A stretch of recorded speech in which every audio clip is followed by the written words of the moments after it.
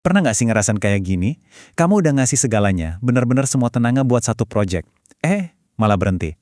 Dan yang paling nyesek, berhentinya tuh pas udah deket banget sama garis finish. Sakit banget kan? Nah, yuk kita coba bongkar kenapa sih ini sering banget kejadian. Nih, dengerin deh. Begitu banyak dari kita berhenti, tepat sebelum hasilnya tiba. Gila, relate banget nggak sih? Kamu udah jungkir balik, nyerah. Terus yang bikin makin kesel, ngelihat orang lain yang lanjutin dikit lagi, malah berhasil. Frustrasi parah kan? Tapi tenang, kamu nggak sendirian kok ngalamin ini. Oke, sekarang kita bedah ya, anatomi dari nyerah itu sendiri. Soalnya gini, nyerah itu bukan keputusan 1 detik. Bukan. Ini tuh sebuah proses, sebuah perjalanan, bahkan bisa dibilang pola yang tanpa sadar sering kita ulangi. Coba deh kita lihat tahap-tahapnya.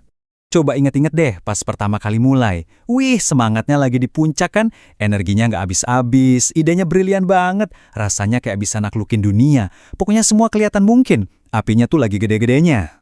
Nah, ini dia spiralnya. Dari semangat 45, tiba-tiba keraguan mulai masuk. Bisa nggak ya gue? Ini bakal berhasil nggak sih?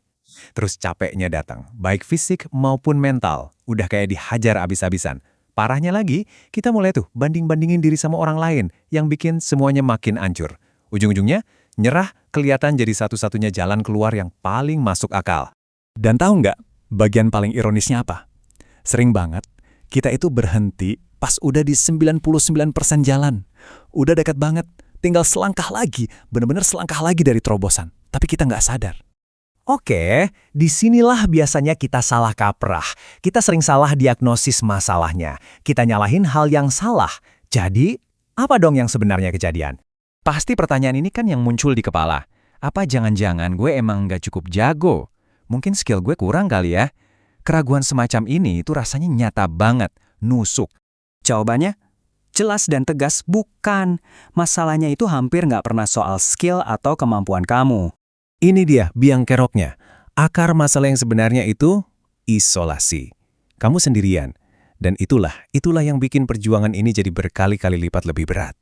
Coba deh bayangin, pas kamu lagi sendirian, nggak ada yang bisa ngasih masukan pas kamu mentok, nggak ada yang nepuk pundak kamu buat nyemangatin pas lagi capek-capeknya, dan nggak ada yang bantuin mikul beban pas semuanya rasanya berat banget.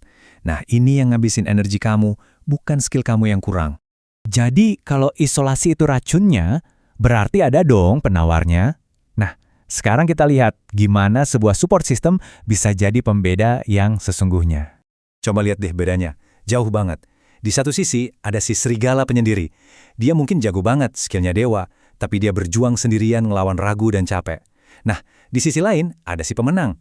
Skillnya sama, tapi dia punya satu kekuatan super, support system.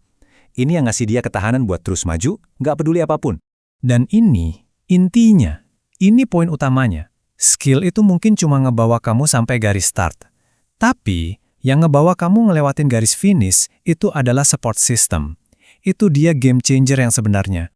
Jadi, aku mau tinggalin kamu dengan satu pertanyaan penting. Udah, stop raguin kemampuan kamu. Mendingan, tanya ini ke diri kamu sendiri. Siapa aja yang ada di tim gue? Siapa support system gue?